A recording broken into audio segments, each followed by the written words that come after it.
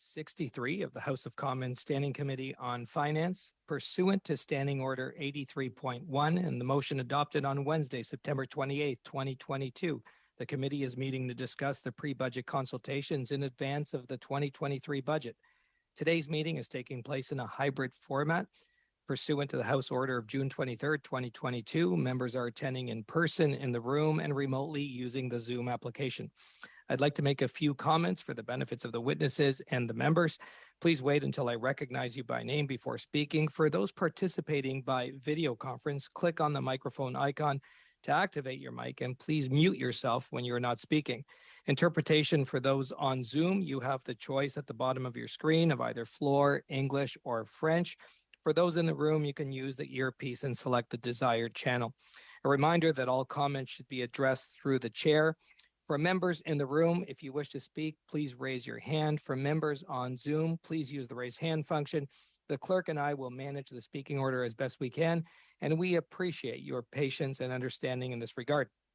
Members, before we get to our witnesses, you'd have received the budget for the PBC from the clerk, and we're just looking to adopt it. So I can see some of the members on screen, but clerk, you'll just let me know how members.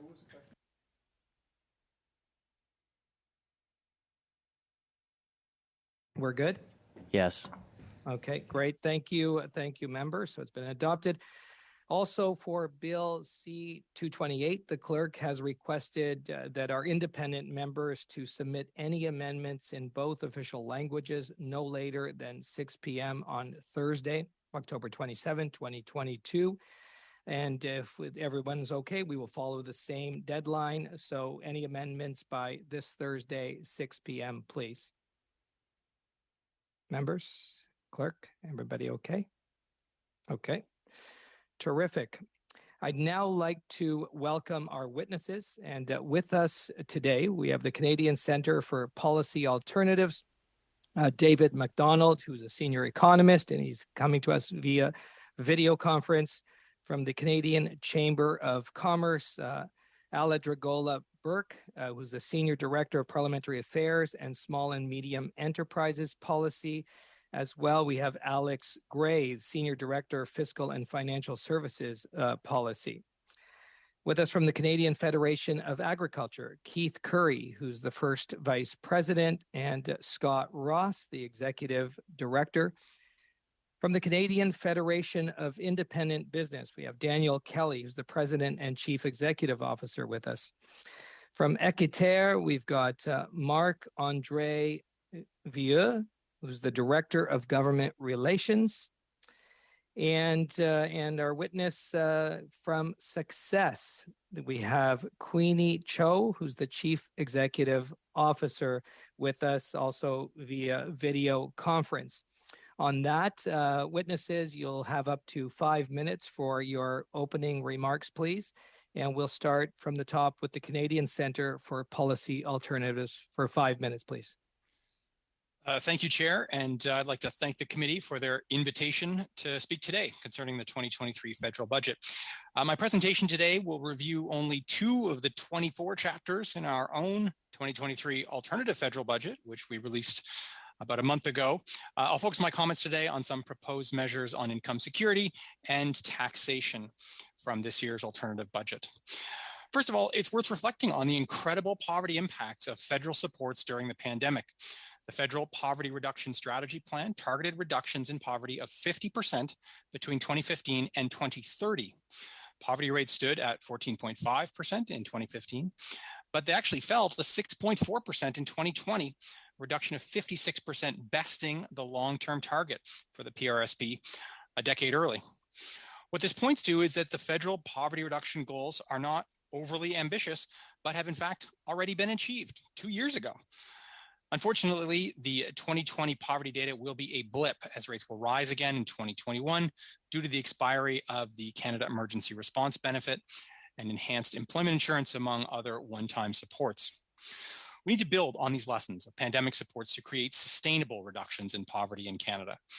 Our alternative budget envisages these supports across what we're calling 4 pillars of income security in Canada. The first pillar is for families with children. The Canada Child Benefit already creates much of this pillar, but it can be improved. This year, we propose a supplement to the CCB called the End Poverty Supplement. It provides additional supports for families with children in particularly deep poverty, which will amount to up to $8,500 more for the first child. The second pillar is for seniors. And again, it is already in place as well via the Old Age Security, Guaranteed Income Supplement, and Canada Pension Plans. Although we propose lowering the age of eligibility for the GIS to age 60, poverty rates remain particularly high for Canadians aged 60 to 64 before they gain access to seniors programs at age 65. The third pillar is a new program that we're calling the Canada Livable Income. It would be a universal benefit for Canadians of working age without children, and it fills an important gap in our present system for working age Canadians. The Canada Workers Benefit is meant to fill this gap to some degree, but it does so poorly as it requires employment income and even then remains inadequate. One of the primary reasons why Canadians live in poverty is that they don't have employment income, and so the CWB design is a flawed one. Our proposed Canada Livable Income would provide $5,000 for individuals or $7,000 for couples who live in particularly deep poverty. The fourth pillar would be the creation of a Canada Disability Benefit. While this would be a new pillar of income security, it certainly is already under consideration by the federal government. Our alternative budget lays out specific levels and phase-out criteria for such a benefit, and it proposes implementation criteria over a 3-year timeframe. Speaking of income security, we would also propose a rapid support guarantee. The goal here would be for CRA to provide income supports within a month of Canadians becoming eligible. This would be instead of the present situation where Canadians have to wait until tax time or upwards to a year later to receive important income supports once their circumstances change. The CERB illustrated that supporting Canadians could happen much faster than we've been traditionally used to. Our alternative budget does not shy away from the revenue side. We do propose higher corporate income taxes in Canada, but not just on the banking sector, which was achieved in budget 2022. Corporate Canada has been capturing record amounts of our economy as profits during this inflationary period. Plenty of focus recently has been on grocery store profits, but this is actually a small part of a much larger picture. Excess profits that we've seen since the end of 2020 have really been driven by oil and gas extraction and refining, the mining sector, and real estate industries, in addition to banking. Our alternative budget examines the revenue from higher general corporate income tax rates. However, we also examine the revenue from changes like a minimum tax on book profits, capping the deductibility of executive pay, limiting the dividend tax credit to actual taxes paid, and many other suggestions. What I've discussed here today only briefly outlines the contents of 2 chapters. I encourage members to examine those chapters and the 22 other chapters in our alternative budget, which include detailed policy proposals for childcare, long-term care, climate change infrastructure, and more. Thank you very much, and I look forward to your questions. Well, thank you, Mr. MacDonald, right on time. And now we will move to the Canadian Chamber of Commerce, who are in committee room today, and we'll hear you for 5 minutes, please. Thank you, Mr. Chair and fellow committee members for having us here today. My name is Alejandra Burke, and I'm with the Canadian Chamber. And along with my colleague Alex, we are pleased to be here to speak on behalf of the 200,000 businesses that the Canadian Chamber represents through our chamber network, industry association, and corporate members. It is no secret that right now is a critical time for the Canadian economy. Canada faces strong headwinds as our economy comes off the post-pandemic bounce and heads towards challenges that originate both at home and abroad. Just as businesses have begun to recover from the pandemic, they are facing the specter of supply chain bottlenecks, a tight labor market, rising inflation, and significant debt loads. The most recent Canadian survey on business conditions conducted by the Canadian Chamber and Statistics Canada identified 3 key areas that will be the biggest challenges for businesses over the next 3 months. Of the 3, rising costs was by far the top challenge. This includes rising inflation, a concern for 60% of all businesses, rising input costs, rising transportation costs, rising interest rates and debt costs, and more. I would also like to highlight that the majority of businesses reported that they are unable to take on more debt or do not know if they can take on more debt, with 52% of all businesses falling into this category.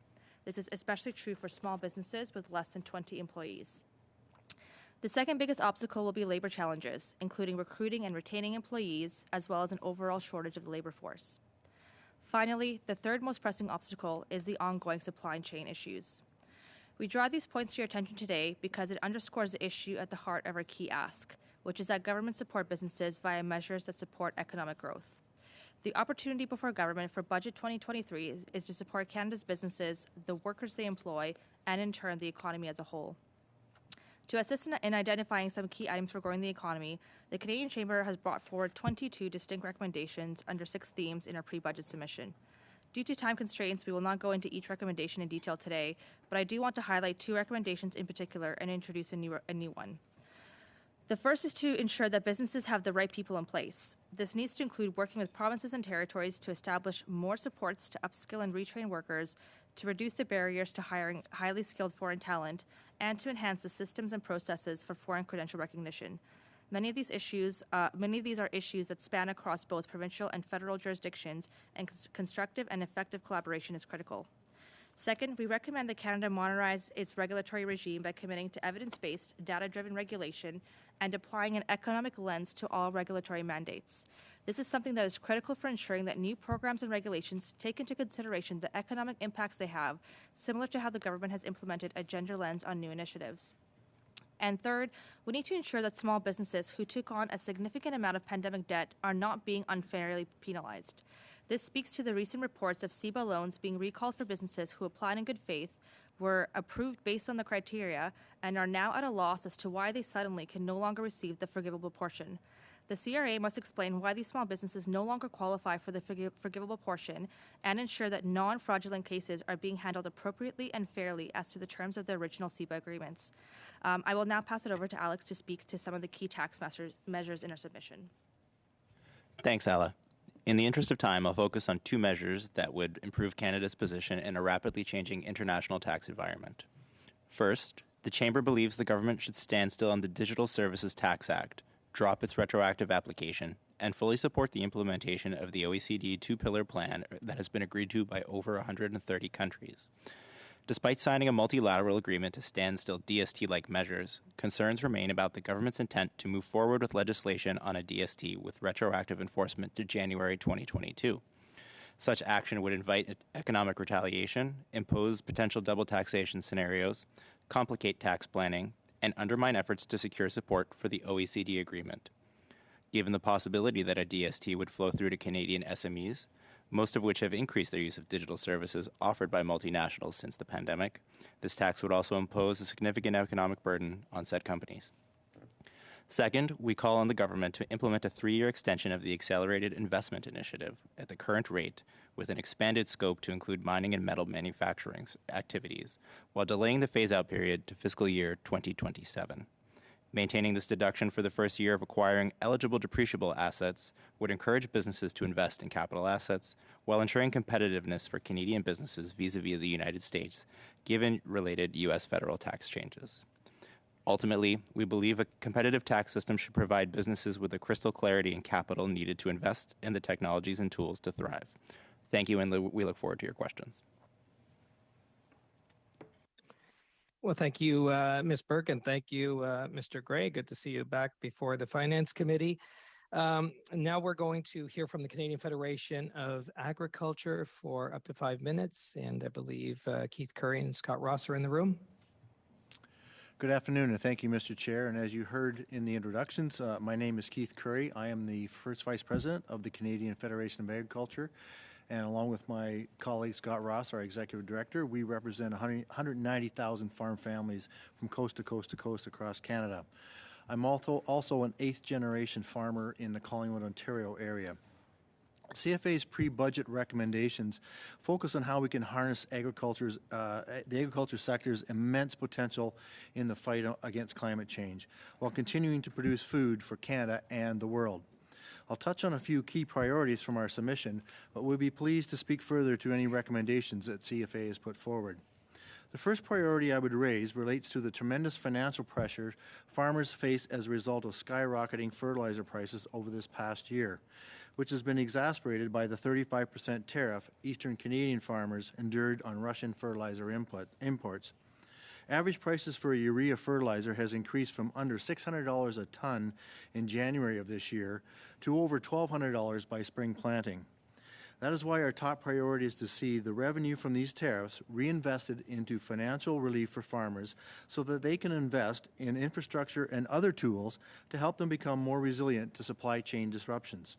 For example, through investments in on-farm fertilizer storage and precision agricultural technologies. Most importantly, financial relief ensures Canadian producers maintain the financial health necessary to continue putting food on the table for Canadians and consumers around the world. For a second priority, I would highlight the environmental targets of the Government of Canada has set for our country, a reduction in 30% of fertilizer emissions, and a commitment for the country to be net zero by 2050. Agriculture is obviously central for the first, but also can be incredibly impactful for the second.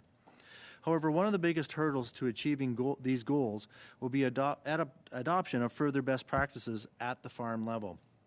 The reason I say it that way is because farmers are already widely adopting practices to reduce GHG emissions, such as seeking agronomic advice from certified crop advisors, or CCAs, and adopting 4R nutrient stewardship practices. For those in the room who haven't heard of it, 4R Nutrient Stewardship is a program whose framework is oriented around the right fertilizer source at the right rate, at the right time, and in the right place. Recent industry analysis has found that our industry can achieve 14% reduction in fertilizer emissions from 4R practices alone. While many of our farmers already have a long-standing commitment to 4R practices, there is a need to expand and advance adoption of 4R certification across Canada to meet the government's emission targets. That is why our second priority is to invest in knowledge transfer by promoting 4R and other best practices and supporting 4R training opportunities for agrologists that tailor these plans to farming operations across Canada. In order to achieve the government's proposed goals while meeting increased food demand, farmers need guidance from experts and support to adopt the practices they suggest. To truly harness their potential in fighting climate change, farmers need assistance in managing climate change itself. Canada's business risk management programs must be improved to consider climate risk management and climate readiness. Participation remains low in AgriStability, a program that assists farmers facing severe income losses.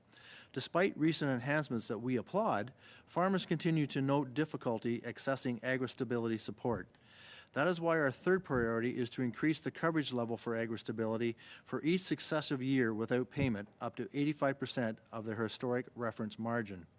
Similar to things like car and house insurance, where your rates reflect your risk profile, we would propose the same, increasing the payment trigger for every year a producer goes without making a claim and reducing it when payment is made. This would encourage participation and investments in on-farm climate risk management. For the Agri-Recovery Program, which helps farmers recover from natural disasters, a collective review must be conducted after any program response. This review would assess and report on measures that could prevent similar risks in the future and improve future responses. For this to truly drive change, it must bring federal, provincial, territory governments and farmers together in a shared assessment. Finally, our last priority speaks to the chronic labor shortages that cost farmers over $1.9 billion each year in lost sales. CFA and our partners are developing a national agriculture, food and beverage manufacturing workforce strategy that will be finalized in 2023, but support is needed for its implementation. First, through new funding to develop an industry-led secretariat to oversee and implement this ambitious plan. Second, to build upon the Step Up to the Plate initiative and establish a public awareness campaign highlighting the important role of the sector and the career pathways it provides, encouraging Canadians of all ages to consider a career in agriculture. At CFA, we believe that agriculture is one of the most important tools that Canada has to meet its environmental and economic goals. We hope you agree. Thank you. Well, thank you, Mr. Curry. Merci, Monsieur Curry, pour cette allocution. Nous allons maintenant entendre la Fédération canadienne de l'entreprise indépendante, Monsieur. Serve via video conference. Thank you so much, Chair, and it's nice to see all the committee members on the screen today. Sorry that I'm not there with you in Ottawa, but happy to be in Toronto today. Look, I don't need to remind you of the crazy year that Canada's small and medium-sized businesses have been through, the crazy couple of years over the course of the pandemic. But I think I do need to share with you just how critical things are right now. Many have thought that the pandemic is very much in the rearview mirror of small business owners as the economy has bounced back. That's not what we're hearing from our members, small and medium-sized firms, the 95,000 members that are part of the Canadian Federation of Independent Business. In fact, only 42% of small businesses tell us that their sales are back to normal levels. Under 50% of Canada's small business owners are still underwater with respect to their sales levels and haven't seen that materialize. Almost 2/3, 64%, are facing pandemic-related debt. 40% of our members haven't repaid any of the debt that they've taken on during the course of the pandemic. And while pandemic support programs, particularly those from the federal government, were immensely helpful to many small businesses, our data showed that only about a third of the pandemic's negative repercussions, financial repercussions, were covered by support programs. 2/3 are still on the books of business owners right now. We have right now major labor shortages and cost increases almost every line of the budget post-pandemic. So these are really, really challenging times for small and medium-sized firms. You add to that the risk of a nasty recession in the few months ahead. All of this is not incenting business owners to expand or to get anywhere close to back to normal. What should the government do, though? And how can a finance committee and the federal government help? For one thing, our main request is don't make it worse. Unfortunately, there are several plans on the part of the federal government to do exactly that, to make a bad problem much, much worse for small and medium-sized companies. We don't have to look that far. In just a couple of months, on January 1st, we're going to see a significant increase in Canada Pension Plan premiums, hundreds of dollars taken out of every Canadian's paycheck, and of course the payroll budgets of every Canadian employer. EI rates, of course, rising again on January 1st after a 2-year helpful freeze. Those rates are now set to rise once again. And of course, we have a whole host of other issues on the regulatory front that are making a challenging time that much worse. From one of the things that may surprise you is that healthcare has emerged as the number 2 priority for small and medium-sized firms. And I think it was number 15 only a few short years ago. But healthcare capacity is a huge priority for small and medium-sized firms across the country. And we're just beginning to grapple with what that looks like. I do want to spend a few minutes on some of our key recommendations. I want to talk about the CEBA loan program.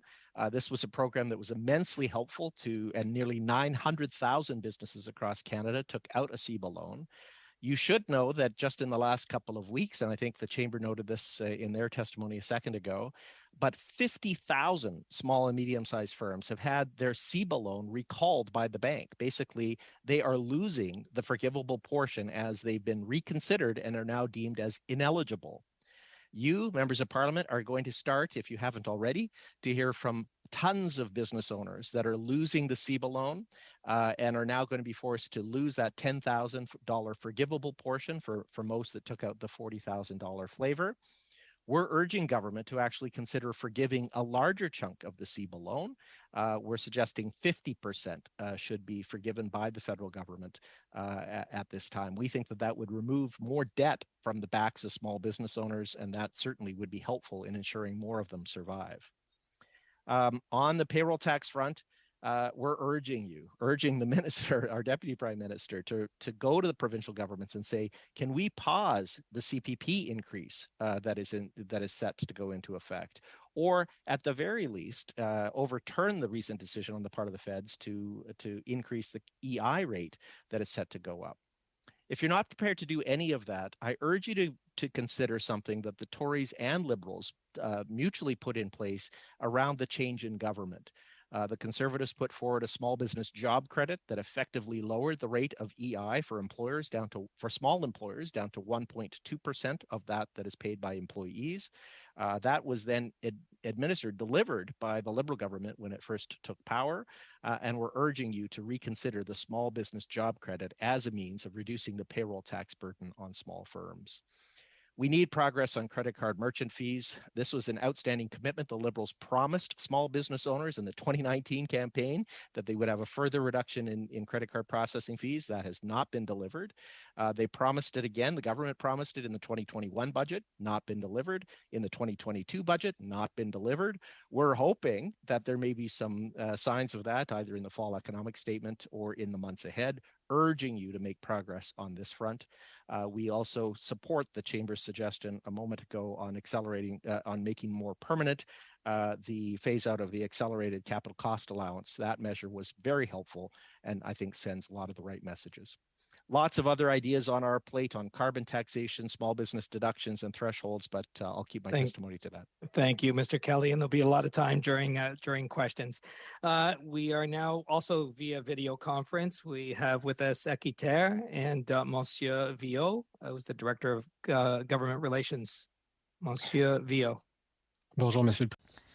Hello, Mr. Chair, ladies and gentlemen, members of the committee. My name is Marc-André Vio. I'm Director of Government Relations at Equiterre. I represent a non-governmental organization that has been working in the environmental field for almost 30 years.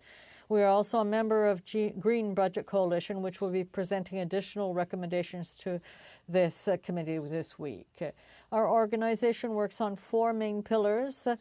The first are food systems, therefore agriculture and food. The second is sustainable mobility. And the third, of course, the climate. And the fourth is everything related to consumer issues and waste management. I should point out that our recommendations also take into account the current economic and fiscal environment and are designed to have a positive impact on Canadian families by helping to lower the cost of living while addressing climate change.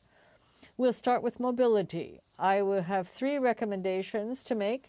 The first is to modernize the electrical vehicle program, zero emissions, and that would to make it more equitable and to promote active mobility. First of all, we believe that a reform of the structure of the program is needed to make it self-financing and thus to free up fiscal capacity.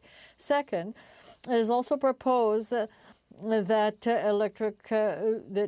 second-hand vehicles be allowed in the program. This would allow families who do not have access to new electric vehicles to have a choice to make an environmental friendly choice. And next, it is proposed that incentives for the purpose of electric vehicles be adjusted according to household income and the income eligibility be capped. Finally, we also believe that it is necessary to broaden the scope of the program by making electric assist bicycles eligible. It has been proven that electric assist bicycle replace automobile travel, cost less than a car, and allow for greater distances to be covered by active transportation.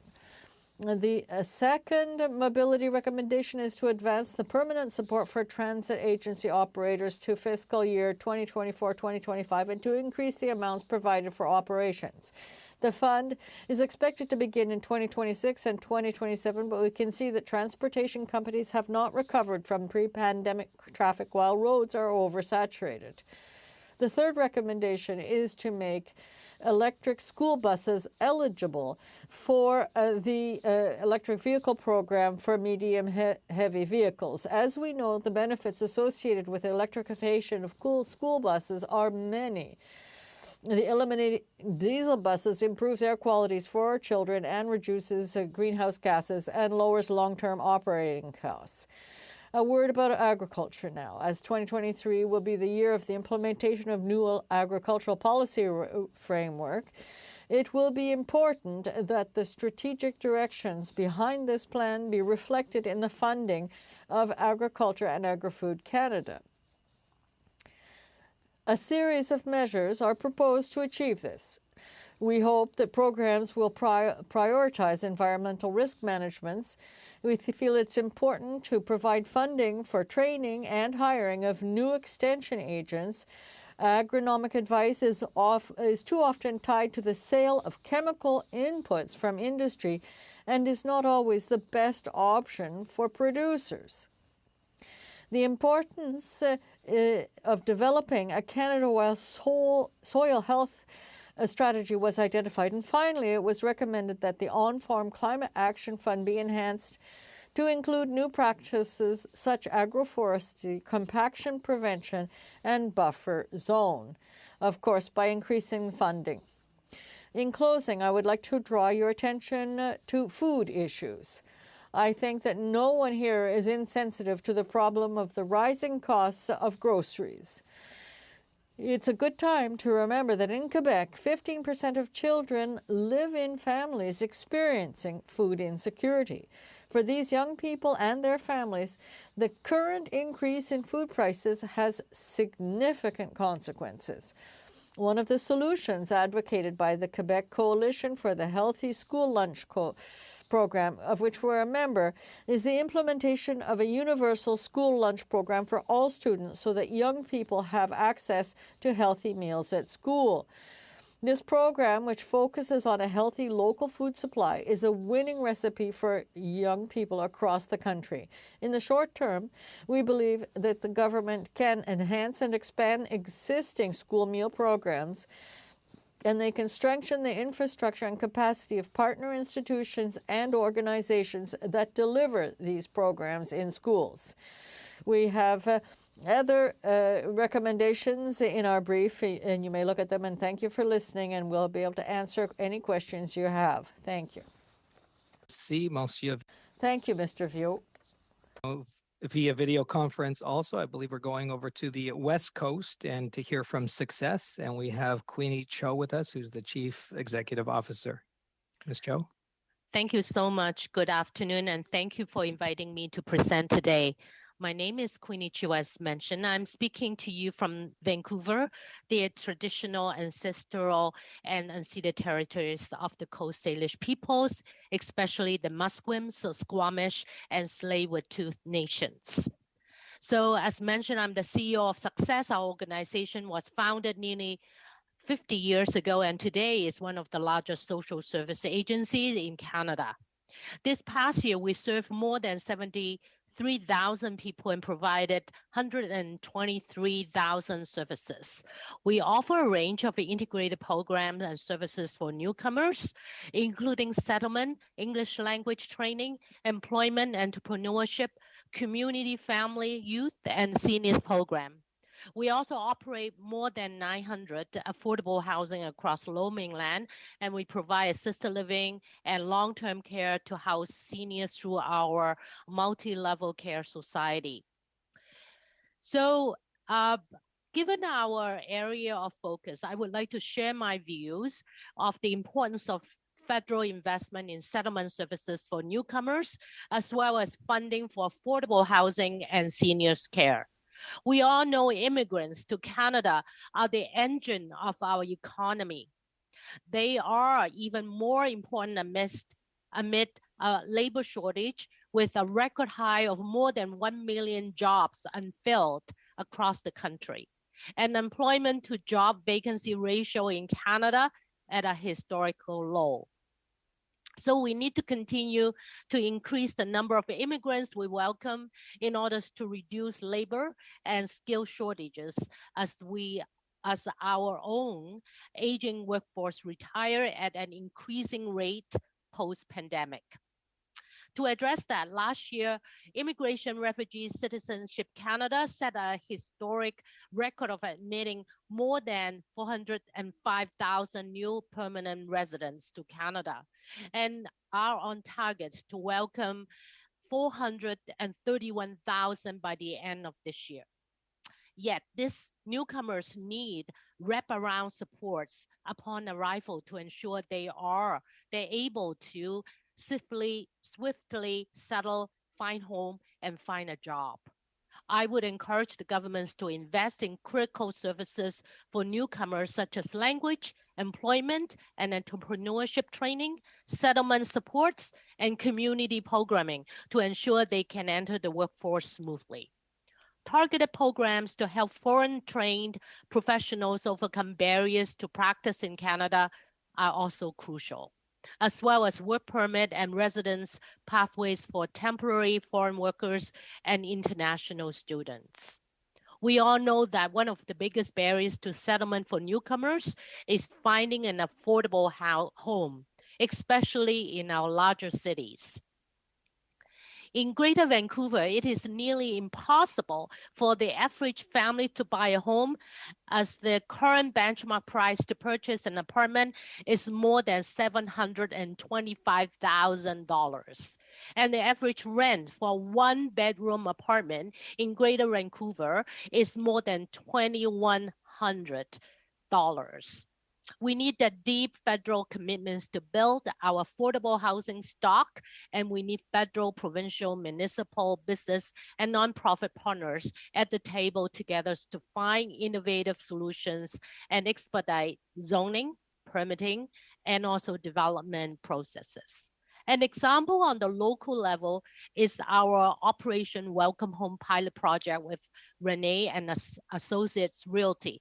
We are partnering to identify vacant homes pending redevelopment that can be occupied on a short-term basis to help settle Ukrainian arrivals and their families. As we plan to accommodate workers and families, we needed to be looking at the impact and this impact, the Grey Wave, and plans to better address the coming care needs of Canadian seniors. There are more than 7 million Canadians aged 65 and older, accounting for 19% of our population. By year 2051, Statistics Canada estimates almost 1/4 of our population, 12 million people, will be seniors. To accommodate this enormous shift, we need to reimagine what quality seniors care looks like in the community. That means we need to find more ways to support healthy seniors to age better at home. For example, we recently launched an integrated community service for seniors pilot project in partnership with Vancouver Coastal Health in BC, which pairs ethnic seniors who need extra help to live independently with community connectors who refer them to support services, providing with the rapport and mental health support. In long-term care and assisted living facilities, we need to provide culturally appropriate quality services to them. This requires expert, well-trained, and compensated staff. Given severe shortage of the healthcare staff, it is critical that we look at long-term care standard and work towards better wage parity for those roles. Thank you, Ms. Chu. So much. Oh, thank you. Thank you. Thank you for those opening remarks. And, we have an excellent group of witnesses here today with us, members. And I know we've got about an hour and 20 minutes or so for questions. So let's get on with it really quickly, because I know the members will have many questions. Our first round for the witnesses' purposes, each party will have up to 6 minutes to ask questions. We are going to be starting with the Conservatives and have MP Morantz up for 6 minutes, please. Thank you, Mr. Chair. Mr. Kelly, I think I'll start with you. Your opening remarks I found quite dire. Basically, you talk about the position that small businesses find themselves in, and really your sad plea to this government is just to not make it worse. And yet, that's exactly what they are doing.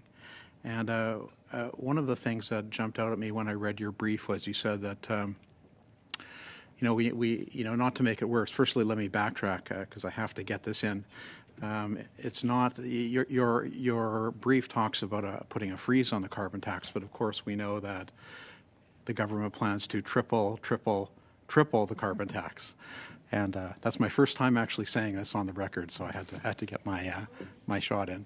But to be fair, your brief actually says on a finer point that the carbon tax backstop in backstop provinces is unfair to small businesses, as they contribute almost 50% of the carbon backstop revenues, yet they don't qualify for the significant rebate schemes offered to citizens in the provinces that are affected. And you go on to recommend that the carbon backstop be overhauled to provide small firms a rebate scheme that reflects their contribution to the carbon tax. I have to admit, this is a point that's troubled me for a long time about how the carbon tax is structured, and that it seems inequitable that small businesses don't get the rebate. And I wonder if you could just extrapolate on your policy considerations around that. Sure. Look, small firms have mixed views on carbon taxes in general. Some support them, and some provinces, in fact, more small businesses support that than oppose. I would say, on average, though, if we're looking at our membership as a whole, there is opposition to a carbon tax in the way that it's currently structured.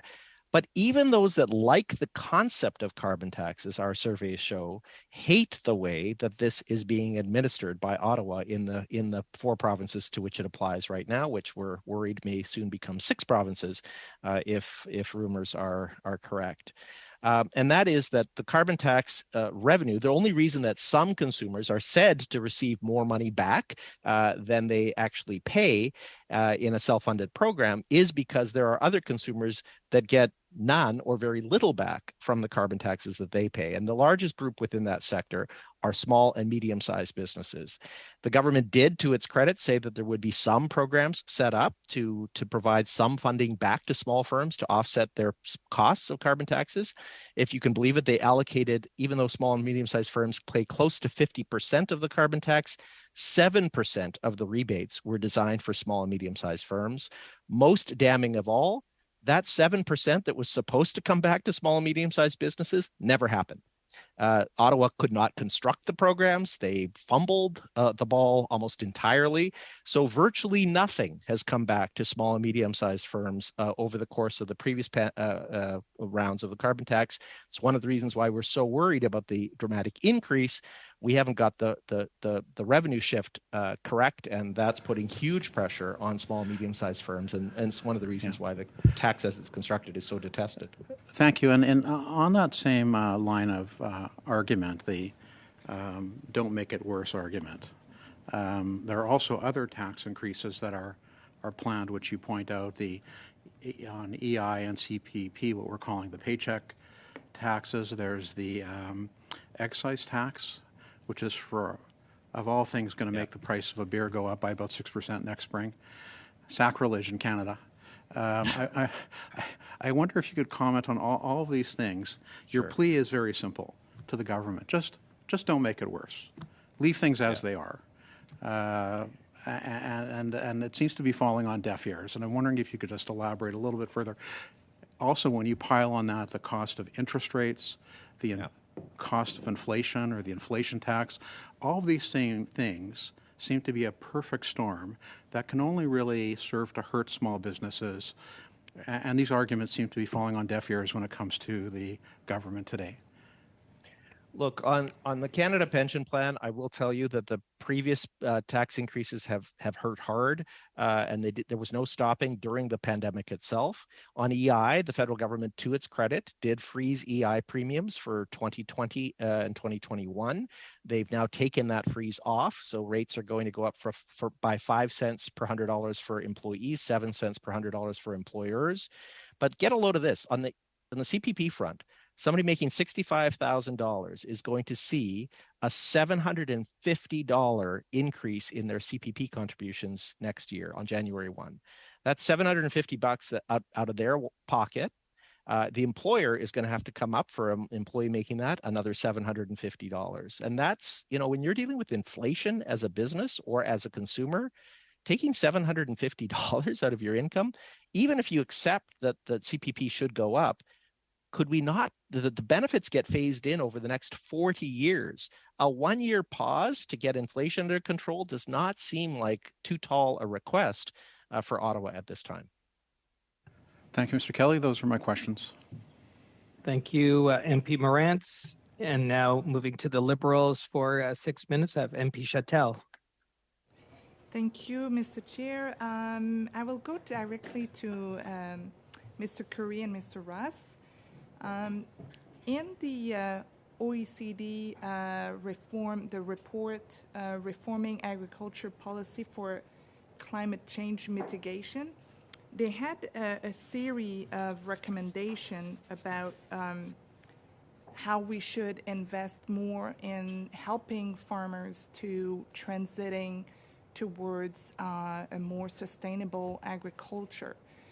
They talked about having more direct support to farmers to invest in innovative technology, new fertilizer, also addressing issues such as climate mitigation. And we know water is going to be an issue for both agriculture, vegetable, grain, but also capital if they don't have enough water and they are experiencing intense heat waves. So can you go more precisely on how first the new partnership is a move forward into that direction, because we have program under that partner that will provide direct support, and what more can we do within that frame? Well, thank you very much for the question, and I'll address it from a farmer perspective, and then I'll turn it over to Scott, because he's the brains behind the organization, and this is his bailiwick, so to speak. Certainly, we agree with that report on the aspect of investing in Canadian farmers, and more specifically in technology. We feel that's really how we're going to see some serious gains on our climate change initiatives. We've been asking for that for some time. I mean, certainly a limiting factor for us right now with respect to the hardware type of technology is connectivity in rural Canada. The better we can get connectivity moving at a faster pace to get us all connected, the sooner we can take advantage of the technologies not only that are here now, but that we know are coming down the pipeline. And also technologies like seed genetics, for example, better, more research in seed genetics to help us with both drought tolerant and crops and crops that may be under stress from excess rain, because we are seeing severe weather swings. So certainly the more that we can work with the government to tailor those needs towards technological advancements, but we also need to keep in mind it can't be a one-size-fits-all. Canada is a large country, large regional differences, large geographic weather differences. So making sure that we make these type of technologies available to everyone to fit their needs is important. And I'll turn it over to Scott maybe to add to that. Sure, yeah. I would just say, with regard to your question about the Sustainable Canadian Agricultural Partnership, we certainly view it as a step in the right direction. We're still waiting on details of the Resilient Agricultural Landscapes program, but I mean, it's very much in line from our understanding to date with our interest in seeing direct support made available to farmers for adoption of environmental best management practices. I would say, Keith alluded to this as well, one of the critical parts of this entire discussion for us is the engagement with farmers themselves early in the policy development process, and just making sure that when we are designing programs and policies, that we have a working group that brings farmer voices to the table early in that process, so programming actually meets the practical realities of farmers on the ground. I would also say there was a few references to this already, but additional funding for extension and knowledge transfer to help ensure that the right information is getting to farmers on the ground around emerging technologies, and that they then have the support available to adopt those. And I think in many respects, there are programs in place. It's a question of cost-sharing thresholds, how much is required from a capital standpoint, because farmers, as we heard from many today, SMEs are struggling with pressures around available capital due to the rising cost of production, and that's a real critical concern. I would just conclude on a point around the importance of direct on-farm measurement of emissions as a future direction we would very much like to see further support directed towards. One of the challenges we see with whether it's carbon pricing or other emissions reduction measures is the inability to truly capture what's happening on a farm. And modeling can only go so far, and you're limited by the data that you can collect. And there are emerging technologies around measuring these things on farm that can be far more accurate and provide a much more nuanced and, to Keith's point, regionally variable approach to supporting emissions reductions. Thank you very much. I have a question for Équiterre. Yes, I have a question for Équiterre. I bought an electrical bicycle to be able to go to the office, to come to Parliament Hill. And it's true that it works really, really well, but it does cost a lot. I must admit that I don't think it would be accessible to all families. So could you please let us know what your recommendations are for assistance for the purchase of electric bicycles. Well, hello, thank you very much for your question. So yes, these electric bicycles do cost more than a normal bike, but it does cost a lot less than a car, however. So, and it also can allow the owner of such a bicycle to be able to do similar moving as what you would do with a car. So it can replace the use of the car, and you can use these electric bicycles over greater distances. So we have programs that are set up in different jurisdictions. In Nova Scotia, for example, there's a program that allows to give a credit for electric assisted bicycles. So with the as to the modulation of the program, we think that the finance department can work that out as to the percentage of credits that would be given for the purchase of electric bicycles, or and maybe it could be a definite amount. However, we could also imagine that it could be between $500 and $1,000 to help people who want to make such a purpose. It can be cargo bicycles, it can also be for moving merchandise. So there are a lot of possibilities, and we don't see that why electric assistance for electric vehicles, that it would be only available for cars. Thank you, MP Chatel. We're going to hear from the bloc, and Monsieur MP Sainte-Marie. Merci, Monsieur. Mr. MP Sainte-Marie, thank you, Mr. Chair. Thank you to the witnesses. Thank you for your presence here and your presentations, Mr. Chair. I think we could do our pre-budgetary consultations across Canada on electric bicycles. I think that could be quite interesting as an experience. But my questions are from Mr. Vieux. You said in your presentation that you had other things in your list of recommendations, so I would like to hear what you have to say. And also, if you have any comments or reactions to what you've heard so far within the exchanges that we've had. Thank you. Hello, thank you for your question. Well, maybe what I would put an emphasis on as to recommendations in our report, it would be the creation for repairs. Why are we talking about this? There was a study that we put out last week with respect to repairs and for household electronics. And earlier I was speaking about making things more accessible for families across the country. So repairs are really give an opportunity to reduce costs that families have when they need to replace much more frequently their electronics or their appliances. So why? Well, these appliances are less and less able to be repaired. And so because of the technology that it is uses, which make it much more complex and costly to make repairs. So what we think we should be able to increase the life of such appliances and electronics, but the cost for repairs is greater than the replacement costs. So what we think is that the government would be able to intervene with fiscal measures to be able to help consumers to ensure that they be able to keep their devices and their appliances longer, and so that would reduce by increasing their life of these devices and appliances, that would help the environment also. So these are elements that I wanted to bring up for you. Another element that I would like to note is, as we've indicated in our brief, the funding for in 2023, funding for carbon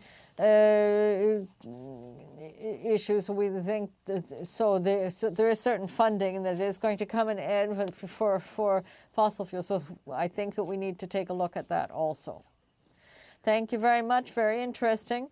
If I were to come back to the question of a circular economy, I think this is something that goes above and beyond rich economies. And so there are other countries, I believe, that have started to set up some funds. It could be $25 or $100 when you get a repair person to come and to fix your appliances, which would decrease the costs for repairs and encourage people to not just throw out their appliances. So do you think there should be regulations put in place, and do you think the regulation that does exist is sufficient to counter the programmed obsolescence within the industry? Well, no. What we've seen so far, there doesn't seem to be enough regulatory tools to be able to deal with all the legislation in place right now to be able to have a framework that would allow us to move in that direction. What we're recommending, what we suggest, what we've seen internationally and in France notably, we'd like to see something that would be able to cover up to 30% of the cost of repairs. And that would, if we were to have a rule of three, if you will, quickly, so that would be $115 million for the Canadian colony if we compare to what's being announced right now for France. So when you look at the regulatory question, work needs to be done also within the different jurisdictions across Canada. It's not simply the federal government that can do something. There's provincial legislation also. Thank you very much. On the question of school buses and the electric school buses, if I've understood right now, they're not eligible for funding. And if that were the case, it would really help in terms of pollution as well as for air quality for students. Answer, yes, that is right. We don't know why they're not eligible right now, but this is a cost, as we've seen for electric vehicles. There's a cost, a greater cost for school bus operators to have electric school buses. So what we would like to see is that there be a level playing field for operators so that they can make the best choice and to ensure thereby that they have access to electric buses. We think that if there were funding for the purchase of electric school buses, that would allow things to move forward. And we think that there's also a question of organizational capacity. You can't decide to do that from one overnight. You need help, financial help and investments that need to be done to be able to reinforce capacity for operators so that they are able to get a new fleet of electric school buses. Thank you very much. I would like to also question you with respect to financing of transport, public transport. So I'll ask that later. Time for that. But thank you, MP Saint-Marie. And now we are going to hear for the end of this round from the NDP, and we have MP Gazan with us. Welcome. Thank you, and it's nice to be here in committee with everybody today. And it's nice to see you again, Mr. McDonald. My first question is for you. We know an issue that the federal government has consistently failed on is addressing the crisis of violence against women and girls in this country, including Indigenous women and girls. Absolutely. Your alternative budget on page 60, I know the CCPA is recommending a comprehensive 10-year national action plan to prevent and combat all forms of violence against women, something that's critical because we know since the pandemic, rates of violence have increased 400 times in some areas with literally inadequate response from this government. We also know that the movement on addressing the ongoing genocide against Indigenous women and girls, it continues to be a crisis in the country. In fact, the Liberal government has only spent $12.6 million of the amount allotted in 2020 to address the crisis of murdered and missing Indigenous women and girls. In budget 2021, there was $539.3 million allocated over 5 years. 5 years, even though we know this is a crisis. And we know that budget 2022 was shamefully silent. This is absolutely unacceptable. We know that without money investment led by women's organizations and organizations of diverse gendered people, we know that we're not going anywhere. I'm wondering if you could outline and clarify for the committee what a budget would look like that actually addresses the issue of violence against women and girls, including Indigenous women and girls, and what would those recommendations for funding look like? Sure thing. So thank you very much for the question.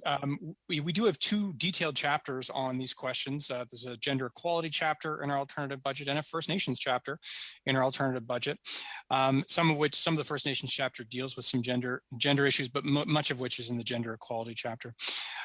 Certainly, when it comes to the gender equality chapter, part of it is certainly about adequate support of women and gender equity organizations. So we're advocating for $100 million a year, $300 million over 3 years to that end. We need to continue to improve and extend funding for the 2S LGBTQ plus capacity building fund, which it's an existing fund, but we need to continue to support that. When it comes to more support for First Nations generally, this will certainly help women, but to help First Nations communities in general. Just the dramatic underfunding of communities from basic infrastructure to education has just been terrible, and it requires redress. And so, in terms of what's needed there, we are advocating in the AFB, our alternative budget, for about $5 billion a year on the infrastructure front alone. And so this is substantial new investments in First Nations communities as well, to help everyone in the community, but as well, women and children. Thank you, and certainly your recommendations are much different than what we see committed to addressing this crisis. My next question for you is regarding childcare. We know that this is a pillar of the Canadian economy. We often hear that the pandemic primarily affected women. Many people call it the SHE recovery plan. The pandemic highlighted this so thoroughly that the introduction of an Early Learning and Childcare Act is supposed to be put in place by 2020. We know this is a core piece of the confidence and supply agreement that was put forward. But we also know that the issue surrounding providing a robust early childhood education is complex. We need funding, we need spaces, we need training. And I know in regards to the training piece and ensuring there's enough early childhood educators trained, that's certainly something that's being put forward by experts in the field. So I'm hoping you can walk the committee through how the CCPA would envision a progressive budget addressing policy changes necessary for a successful program, and how the funding would accompany these changes. Thank you. So thank you so much for the question. I mean, this is one of the major initiatives of the federal government at present, is this substantial reduction in childcare fees that most Canadians with young children will have already seen and will continue to see over the course of 2023, with the provinces fully implementing their version of these plans by the end of this year. And so this is the first step, the 50% reduction in fees, which most Canadians in most cities should see roughly 50% reduction in fees in most cases. It's not universal, but it'll be close in most cases.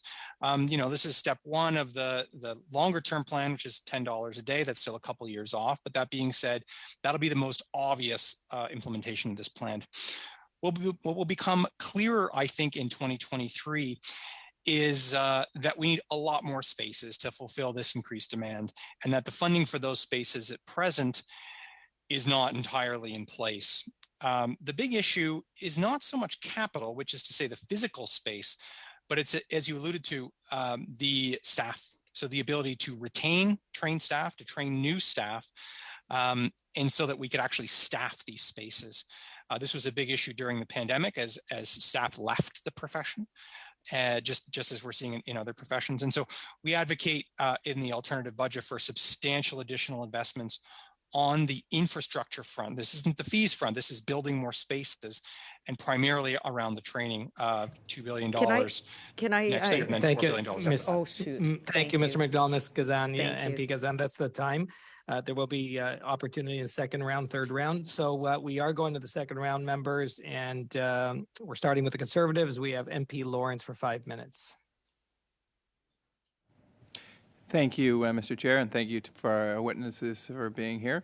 I'm going to focus my questions, and I'm going to try and go as quickly as I can with the Chamber of Commerce, the Canadian Federation of Agriculture, and CFIB.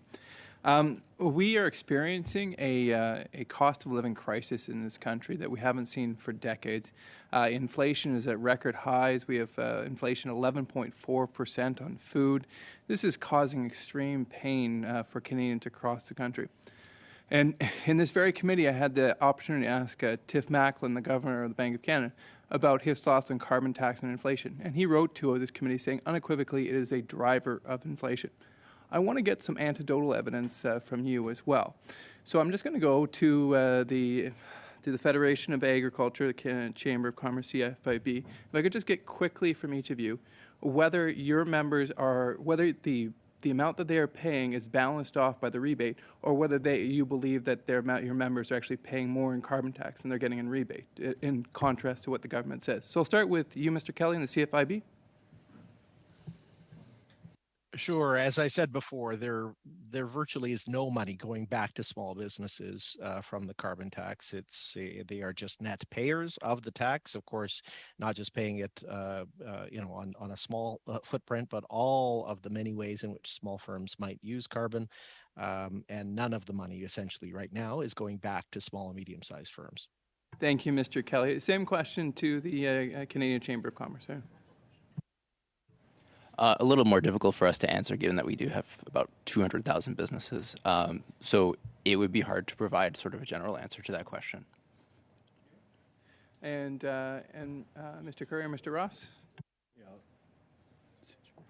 On that front, I think, again, we have a very diverse membership of roughly 200,000 businesses as well. But what I will say is, the Parliamentary Budget Officer, the office itself identified that the carbon pricing impacts in agriculture are very variable across operations. And what we are seeing is that the largest, most efficient operations tend to have dramatically higher carbon pricing impacts, and at the same time are not seeing that return through the rebate. So it's not a one-size-fits-all answer by any means, but we do see a significant disconnect between the size many farms are paying and what they're receiving back in the rebate. Thank you. And then back to you, Mr. Kelly here. So it's just to put this clear, and I know that your written submission is fantastic, but just for the viewers here, is the carbon tax adding to the cost and making life more difficult for your members? 100%. The carbon tax is a profit insensitive tax. It's on business inputs, critical business inputs for small firms. Again, mixed views as to whether there should be a carbon tax or not. But even those that love the idea of carbon taxation are telling us that the way that the current government has structured it in the carbon backstop provinces is completely inappropriate. In that small firm, the concept of getting money back to incent you to reduce carbon usage in other areas doesn't hold when you get zero of that money back. The feds did put two streams in place when they first introduced it for rebate programs for small firms targeted at those communities. Neither program was either developed or administered any money. I think the federal government has admitted that small firms have not received any money back from this. So for them, it is just a cost driver and leading to price increases, cost inflation for them as they pass on these costs inevitably to their consumer. Thank you very much. I'm going to go back to the CFIB and agriculture on this. So One of my understandings is that if a farmer or a business owner has more capital, they'll be more likely to invest it in sustainable technology. Currently, Canada is last in the OECD in capital investments. For every dollar that we invest in capital investments, or every dollar the U.S. invests in capital investments, we invest in 43 cents. So when we take money away from our farmers and our business owners, we limit their ability to invest in more sustainable technologies that can help actually reduce emissions. Mr. Kelly, do you think that's a fair statement, or would you disagree? Yes, I would, but I will add that the federal government has done a variety of things to, like accelerated depreciation, accelerated CCA, and several other ways of trying to stimulate more business investment. Some of them have worked imperfectly, but there have been attempts made to do that, and we give the government credit for those. But certainly when you add the carbon tax to the mix and some of the other profit insensitive forms of taxation, like payroll-based taxes that we're seeing increases right now, it really hurts. Thank you, and thank you, MP Lawrence, at this time. And we're moving to the Liberals. I've got MP MacDonald for 5 minutes. Thank you, Chair. I want to go to Federation of Agriculture. We've gone through Fiona on Prince Edward Island, as you guys are very well aware, and I'm sure Mary keeps you up to date on some of the devastation that we're faced with. And it was interesting to talk to several farmers, and you keep hearing a little bit of the same message that yes, we're insured, but we're not insured for the future. And I think what they mean by that is they can build back, but they're not going to be able to build back better with the insurance policy that they presently have. So if it was a dairy farm, Canopy Dairy barn that has blown down, that's been there for 13 years, that's already gone through several storms and a hurricane. But now this time it has been destroyed. So, what's a recommendation from your group possibly in regards to ensuring that, that these farmers can build back better, not just build what they have and not deal with just the depreciation, but enhance their resiliency and their infrastructure? So there's a few different, I think, avenues through this. The first and foremost, I would highlight our recommendations in our pre-budget submission around agri-recovery and agri-stability. I think when we look at the business risk management programs Canada offers to farmers to help them manage severe situations like this, they need to work in an integrated fashion, and that starts with having participation in agri-stability, the margin-based insurance program, essentially, that is offered to farmers. And we continue to hear from our members that the degree to which a loss must occur before they can trigger a payment is a real concern and is driving many from participating in the program. And I think for us, that is the starting point, is ensuring we're getting people into that program. And then second, with the agri-recovery framework that actually comes in to help with those extraordinary recovery costs, ensuring that when a disaster like Hurricane Fiona happens, we get together afterwards and identify prevention and mitigation measures and start taking steps together between producers, governments, to make the steps needed to mitigate that if a similar instance were to occur in the future. We are seeing more extreme weather events more frequently, and we need to take every advantage we possibly can of learning from what we've seen in the past and make sure we do better the next time around. And then I think on top of that, just really ensuring that there is continued investment in ecological goods and services programming as well. Farmers provide such a host of co-benefits environmentally, and ensuring that there's return on the public good that is being offered there as a more resilient revenue source for the sector as well is really critical. I know you touched on it a little bit, because I see it in my riding on Prince Edward Island that farmers are good stewards of the land. We know that the GHG emissions, 1.6% globally, Canada, and we're less than 8% of that, I believe, or something. You correct me if I'm wrong. So you talked about the measurement of climate change, and I think that's extremely important. I see sometimes it gets overlooked, but how do we go forward and ensure that we are measuring crop rotation, we are measuring everything that farmers are doing to eliminate GHG emissions? I'll start and then I'll let Scott jump in. With any kind of initiative that government embarks upon implementing, we as those on the ground want to make sure that it's practically implementable. right? Governments around the world have set targets for climate change initiatives without actually talking to the people on the ground and see whether they can implement those practices to reach the goal. So the first step is come and have a conversation with us on what that's going to look like. As Scott mentioned about co-benefits, environmental co-benefits, if we don't do environmental programs or environmental stewardship in isolation. So if we're doing something to reduce nutrient runoff, it's also going to improve soil structure. It's also going to sequester carbon. It's going to have multiple benefits. So take a look at the big picture, but also recognize that there needs to be a plan almost regionally, because what happens in Prince Edward Island on the island doesn't necessarily happen next door in New Brunswick. So we need to make sure that we keep that bigger focus in mind. But I'll turn it to Scott to get into some details. Oh. I know I'm going to run out of time here, and I may not get another chance, because where I come from, obviously, aquaculture is a huge farming entity too. And I know in running your recommendations, which I'm very interested in, was to formalize an aquaculture sector development mandate at Agriculture and Agri-Food Canada. Is that something that you're pursuing along with that group?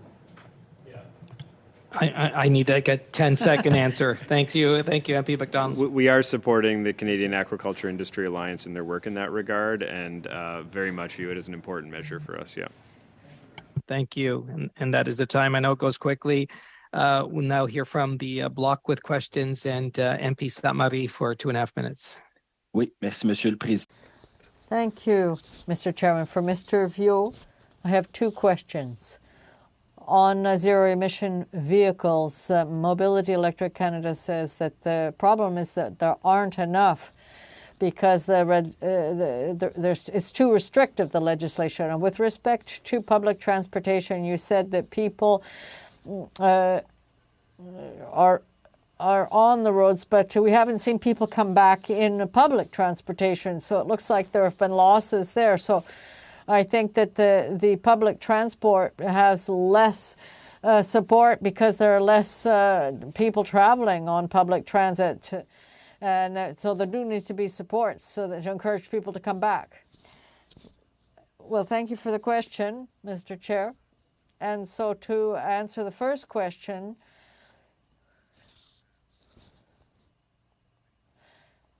excuse me. Yes, for legislation. Yes, for zero-emission vehicles in terms of the regulations that are needed and legislation. So yes, what we do need and what we can see in different jurisdictions where there is restrictive regulations, that's Quebec is a leader in that, and BC also. Those are the jurisdictions where there is the greatest success in terms of sales.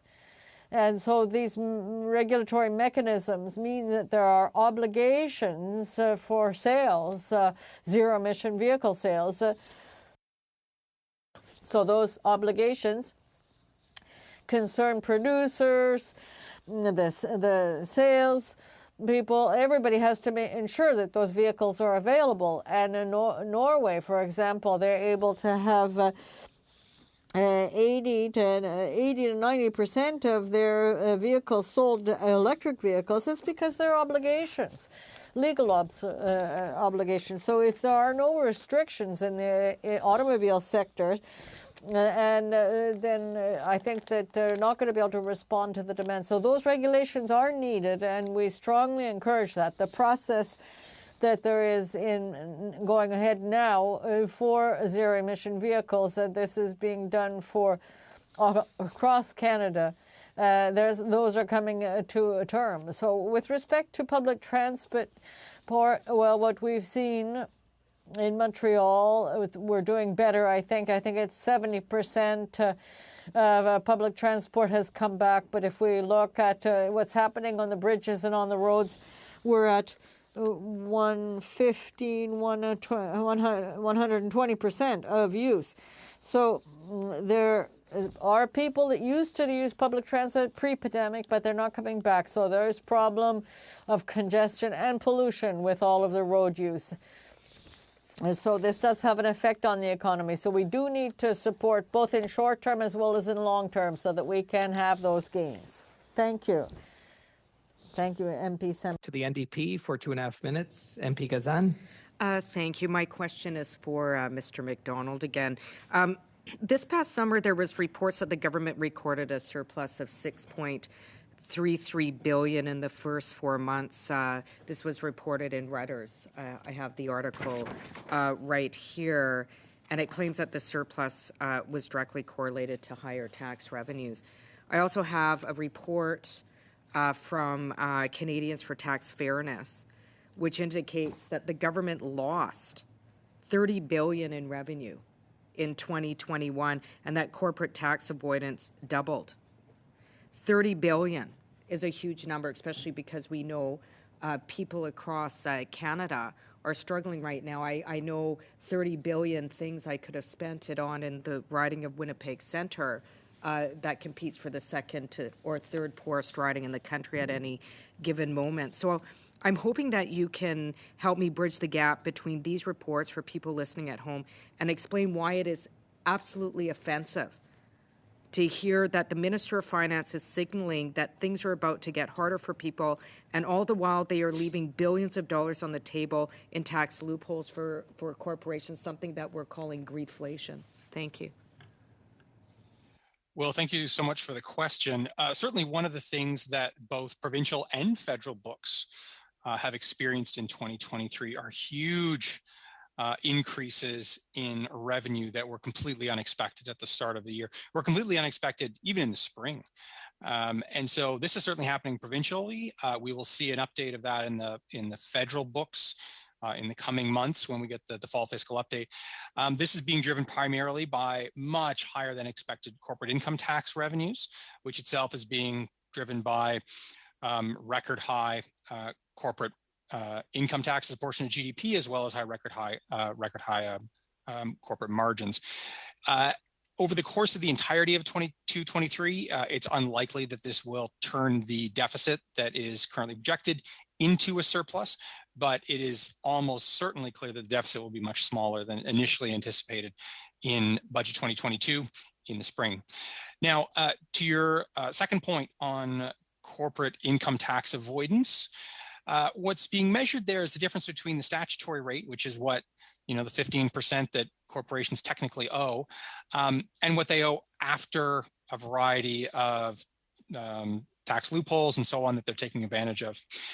One of the biggest factors in 22-23 is going to be the carry forward, which is to say if companies lose money in the past, they can claim that against profits in the future. So if they lost money during the pandemic, it means in some cases they won't have to pay corporate income taxes for years, even if they are making plenty of money. This, among a variety of other corporate tax loopholes, means that companies are paying far less than the statutory rate of 15%. And there's just a lot more leeway, frankly, in corporate accounting than there is on the personal side to avoid taxation with that regard. Thank you, Mr. McDonald, MP Gazan. And now to the Conservatives and MP Morantz for 5 minutes. Thank you, Mr. Chair. I want to start with the Chamber of Commerce.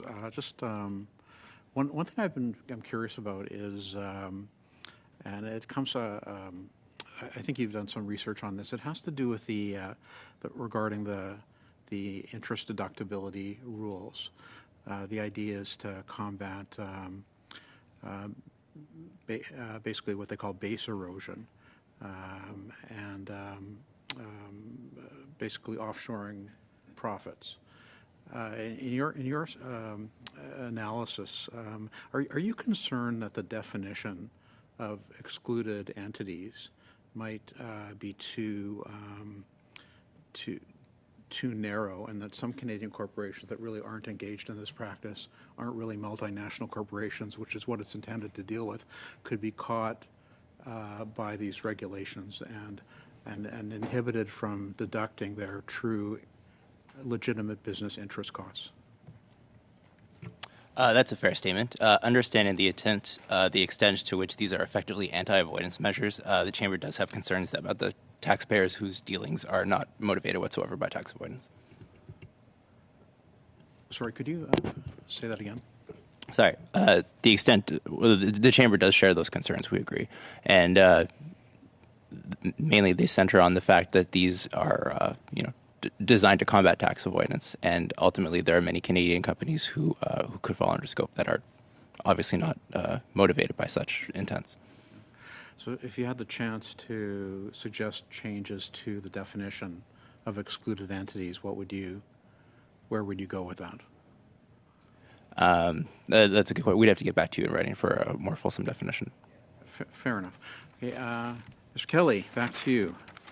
You had a number of interesting recommendations in your submission that I just wanted to canvass with you. I'll just go over them. One is you suggested changing the 60-40 split on EI premiums to 50-50.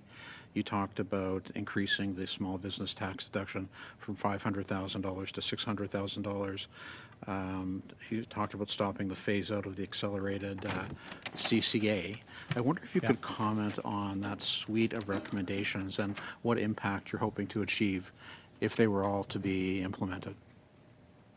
Sure. Look, I think at this point, we really do need to put some incentives on the table for businesses to grow and expand once again. The small business threshold of 500,000 has been in place now for many years, and of course is not indexed to inflation. So raising that would be of some help. We've also recommended lowering the small business corporate tax rate to allow those businesses that are earning some form of corporate income to plow that back into their business for growth, which is what our members tell us they would do, particularly to deal with some of the gaps that they're experiencing on the labor front to shore up wages or enhance benefits. The one that I will pause on just for a second, though, is on with respect to the equalizing the EI treatment. That's been a long-standing recommendation of CFIB. Right now, an employer pays 1.4 times the rate of employees. Over the last number of years, and of course, we are on the eve of another EI series of potential expansions of the purposes of the EI fund and the things that will qualify for EI benefits. If that's the case, more and more of EI-related funding is not as a result of insurance for job losses, but basically achieving other social policy objectives, meaningful ones, of course, like compassionate care and enhanced maternity or parental leave benefits. But if we're moving EI closer to being a social program and away from being job loss insurance, it doesn't seem to make much sense that we would have this primarily loaded on the backs of employers and especially small employers. So we have suggested that premium be changed to essentially affect a 50-50 split in premiums. It surprises some MPs to know that years ago, EI was essentially 40% employer, 40% employee, and 20% government through general revenues.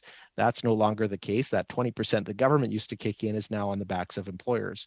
One way to do that would be to have a lower rate of EI, perhaps on the first $500,000 million in payroll. So that would lower it to a 50-50 split, perhaps for those that are small employers or not-for-profit associations. Thank you, MP Morantz, and that's the time. I believe I've got the right time. Yep, 5 minutes. Yep. So we're going to the Liberals now. MP Zarowitz for 5 minutes, and that's so that we will have a full third round members. Thank you. Thank you so much, Mr. Chair, and I want to thank everyone for being here. I will not have time to ask you all questions, but I want to say your testimony is important, and it's important for us to hear you. I am going to start off with Ms. Cho and ask you a couple of questions, although I won't have as much time as I'd like to hear all your answers. So if we don't get through all of the answers, please make sure, Ms. Cho, that you actually respond by following up by email. So first, thank you for your extraordinary work. You do an amazing job in Vancouver to help in terms of helping settle newcomers to Canada. You're absolutely right. Immigration is a key economic advantage for Canada, and we are in competition for the best and the brightest in the world. And so we need to make sure that we have the right things in place to make sure that we support them. So the two questions I have for you, you talked about how we need more settlement dollars. I wouldn't mind you talking a little bit more about, like, we're already providing quite a bit of money right now in terms of settlement. Is it just a matter of more, or is it different? So if you could respond to that. And two, I know that when I was last in Vancouver, I know that there's a number of innovative housing models that are being looked at within organizations such as yourself. And if there's something more that the federal government can do to step up on that front to help for affordable housing for newcomers, I'd be grateful to hear about it. And again, I have about 30 to 45 seconds for you, and then I have to move to the next group. Thank you so much for the question. And it's amazing that we are able to serve those vulnerable people who come to Canada. And certainly many of them come with lots of, not only one, but multiple issues that we needed to provide the wraparound services. And subsequently with whether they are Syrian refugees or Afghan refugees or the newcomers from Ukraine, we wanted to make sure there are enough resources to be able to provide those settlement and resettlement service for them so that they can get on the feet, have an employment, and stay welcome in Canada. So to your second question about, some of the innovative program, as I mentioned in my presentation, we have the pilot project entitled Operation Welcome Home to the Ukrainian arrivals. As you know, housing is so expensive in the Lower Mainland or in Vancouver or Toronto and even Montreal. We needed to ensure these folks have a place to stay, and in order to be able to but I will have to have you. I'm so sorry to interrupt, but I will have to have you just make that submission to our committee, and we'll absolutely look at those recommendations because they're important for us to do so. My next two questions are for the Canadian Chamber. Another very big issue I'm very worried about. There's a new report that came out from CD Howe, and it says the following: business investment in Canada is about half of what it is in the United States and lower than other OECD nations. Business investment is so weak that capital per member of the labor force is falling, and the implications for incomes and competitiveness are ominous. So what recommendations do you have to improve business investment of companies in Canada? Yeah, thanks for the question. Increasing the capital cost allowance is one of the recommendations I made earlier. It essentially allows companies to invest in capital assets and for reporting purposes on their taxable income, claim the amortization more early. It's a clear incentive to get capital assets or make additions to existing capital assets more quickly, especially in comparison to recent federal tax changes in the U.S., the Tax Cuts and Jobs Act, which increases the similar amortization to 100%. I'll close the gap. Are there any other recommendations that you have? We are at 50% of half of what the United States is at. Like one recommendation, what are do you have other recommendations? You might not have it today, but if you have any other recommendations, I'd be grateful. Absolutely, and one of those areas is actually in reducing emissions and making sure that we are competitive internationally and not just domestically. We did release a report earlier this month that goes into depth about what Canada can do to increase that competitiveness that goes beyond just carbon pricing. We'd be happy to share that with you because I know we have a little bit of time today. Great, and I have one more quick question. One of the key things that's been recommended by a number of economists that have come before us is eliminating the trade barriers and regulations across our provinces and territories. They said that it would increase by 4 points our GDP. Do you agree with that, and do you think that should be a top priority for our government? Absolutely. Great question. I do need a short answer. Absolutely. It's been something that we've been pushing for a very long time. We are a very large country. There's a lot to be on the table. In our most recent data report, it shows that provinces primarily just trade with just Ontario. Lots of opportunity with all the other provinces and territories that we can look at. So we can share that with you as well. Thank you for being very concise on that. I know it was difficult. Members, we've got 26 minutes. A full round takes 25 minutes if we're strict to the time, which is 25 minutes. So we're going to start that third round. We will stay strict to the time. Conservatives are up first. We have MP Halan for 5 minutes.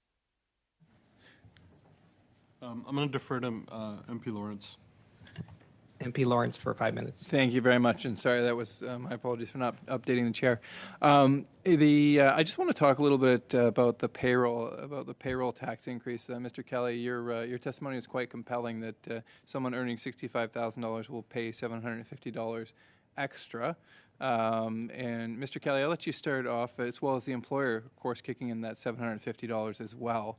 Why don't you just if you could, just take 30 seconds to describe the type of impact that'll have on your members. Pardon me. I should note that that $750 is a cumulative increase over the rounds of CPP enhancements that have CPP premium increases that we've seen over the last number of years. But taking that amount of money is an annual withdrawal from someone's take-home income now fully implemented. We've got one more round of increases for all employees before the maximum pensionable earnings go up. Then we have 2 more years where maximum pensionable earnings limits will rise.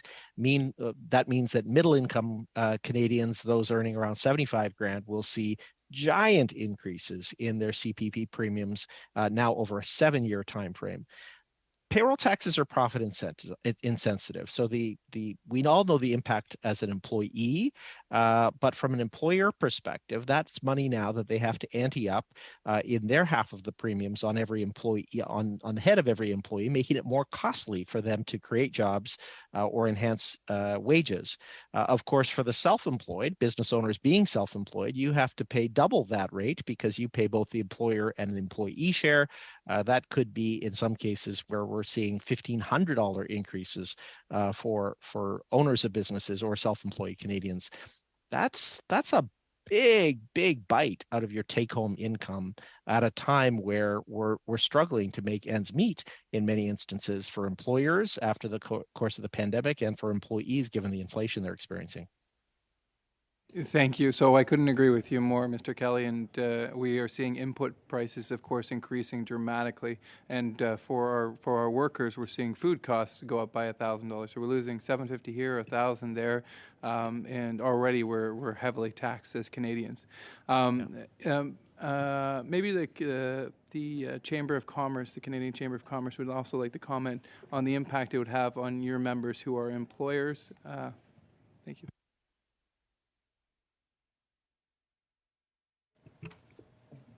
Like, as you mentioned before, it's it is an issue of significance to employers. Absolutely. I think all sorts of I know there's been debate on whether it's a tax or not. It's a cost on business at the end of the day, and that needs to be balanced with the need for economic growth and the need for revenue.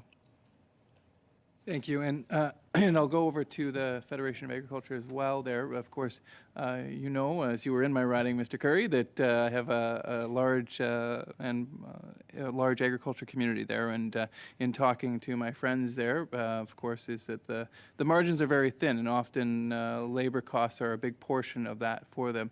And so when you increase payroll costs, increase the carbon tax in an industry where people are already working 15, 16, 18 hours a day is not unusual during harvest time, and already have very thin margins. I have to think this would be an additional challenge for your members who are already working very, very hard. Absolutely, and like any increase in cost, what becomes problematic for farmers and the members farmers and ranchers that I represent is that we are price takers, so we cannot pass those costs on. We have to absorb them, so it makes it even more problematic as costs continue to amount. And we certainly aren't opposed to employers making what they need to make, employees making what they need to make, but we need to find a way to balance that with the fact that we can't add that cost on and put a nickel on every product going out the door, or however. We have to absorb it, so it is concerning.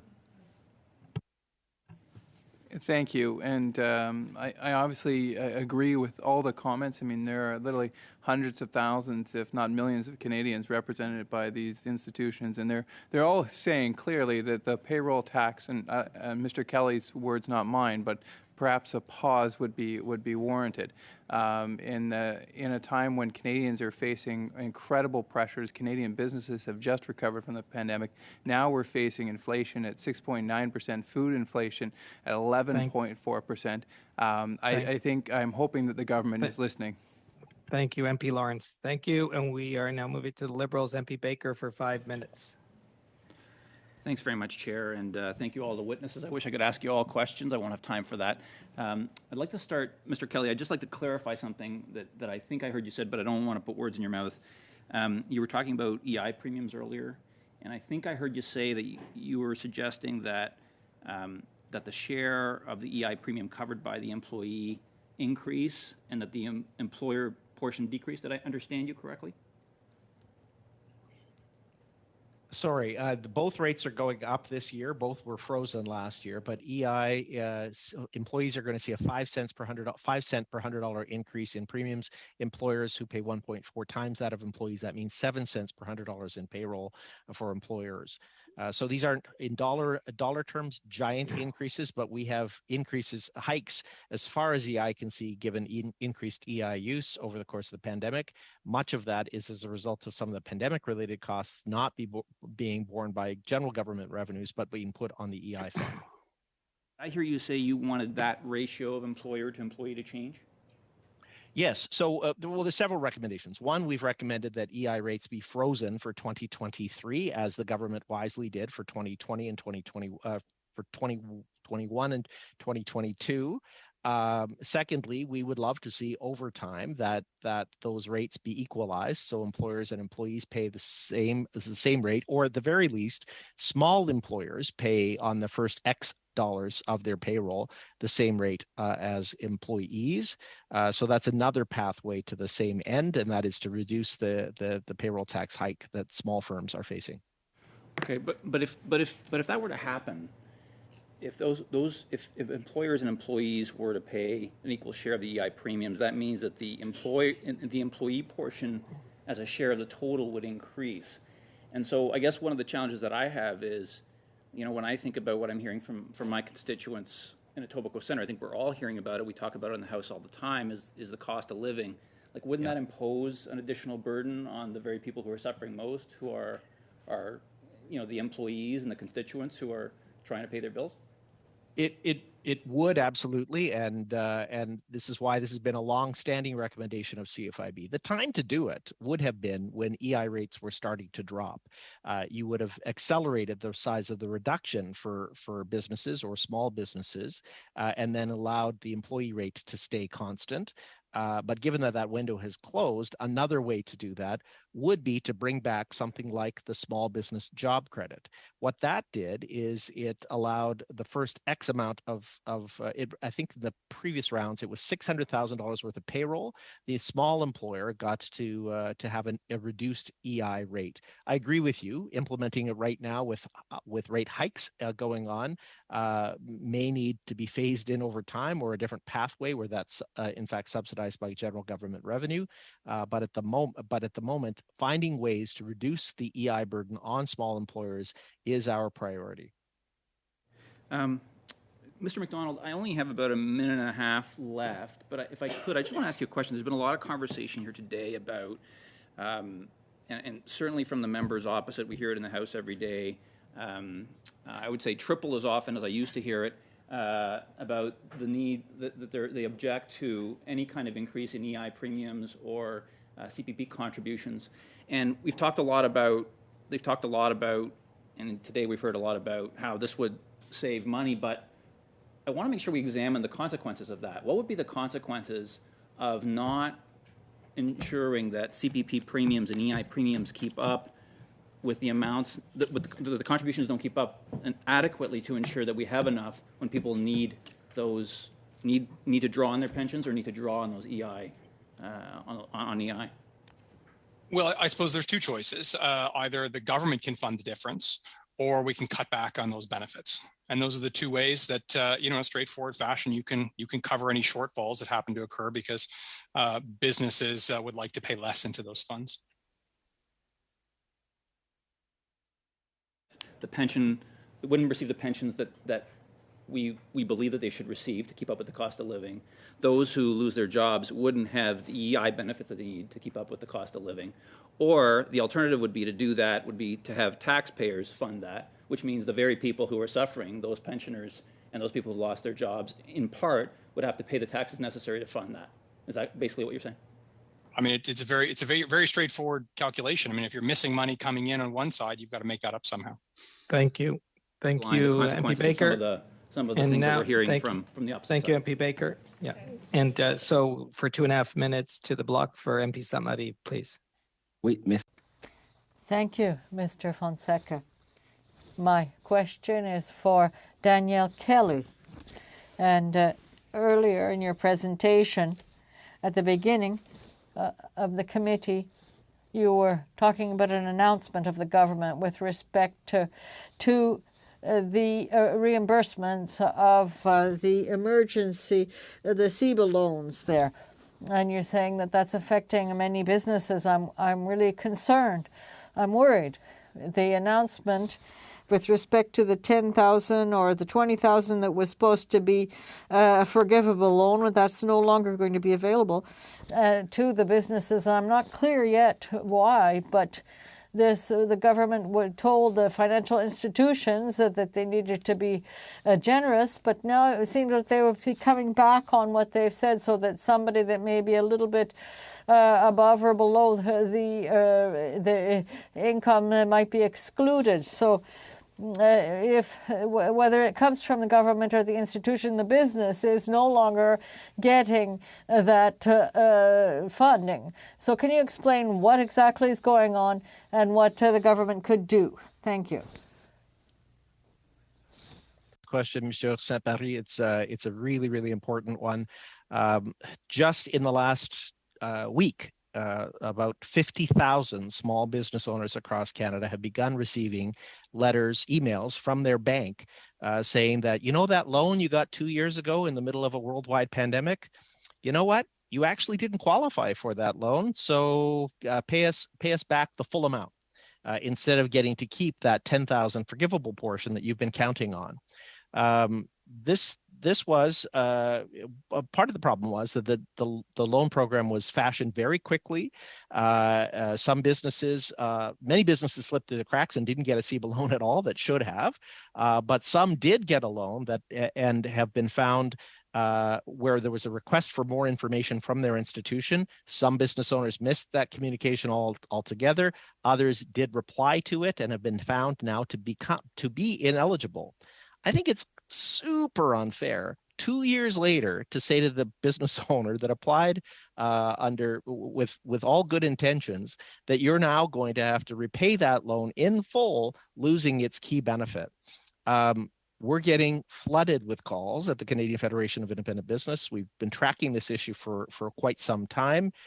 We certainly take no truck or trade for anybody that deliberately deceived government, but for those businesses that did get the loan, we think that they should continue to have that. Thank you, Mr. Kelly. Thank you, and thank you, MP Samari, and now MP Gazan for the NDP for 2.5 minutes. Yes, thank you. Just building on this whole issue of corporate greed, I think it's important to highlight this due to the money that the government's leaving on the table for corporations, and due to things like loopholes, like the $30 billion that's being squirreled away. And to know that this is actually legal in Canada. Meanwhile, the CRA is putting resources into executing a Canadian child benefit clawback from families who access CERB, often under duress, with encouragement from the current government to take it and deal with it later, knowing that the ones most infected right now are single parents with multiple children. Knowing that the cost during the pandemic increased significantly, having to feed kids not just one time a day, but 24 hours a day. I think it's safe to say that the money delivered to families in a time of crisis and under unclear rules, the onus shouldn't be placed on families that are already struggling.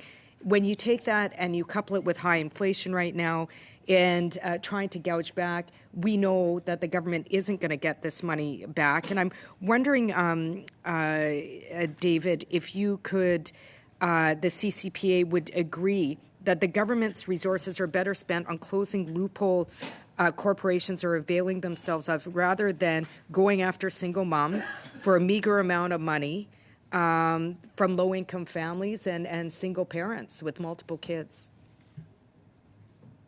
It certainly is unfortunate that when we take a look at CERB, for instance, that 2 years later, letters are still going out from CRA to people who are deemed ineligible 2 years after the fact and are requiring them to pay this money back.